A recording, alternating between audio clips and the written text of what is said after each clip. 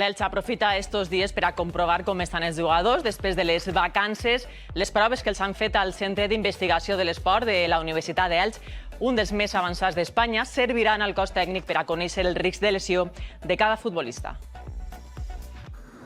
Jornada de més proves per als franjaverts. Verdú, Mojica i Viga són alguns dels que han acudit al Centre d'Investigació de l'Esport per a ser avaluats.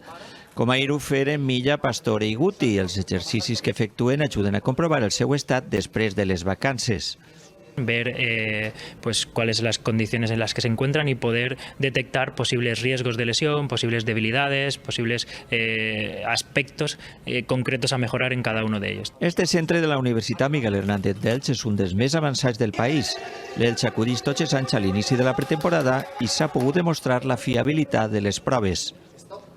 Hemos contratado que los datos efectivamente son bastante válidos y nos aportan mucha información, como decíamos, sobre las lesiones. Els informes del centre ajuden sobretot a previndre lesions musculars. La gran mayoría de las lesiones que nosotros intentamos evitar son las lesiones musculares, que además son las que suelen apartar más tiempo a los jugadores y las que son más fáciles de prever. L'Elx estudia l'opció de tornar a avaluar l'estat de la plantilla durant la parada de Lliga pel Mundial de Qatar.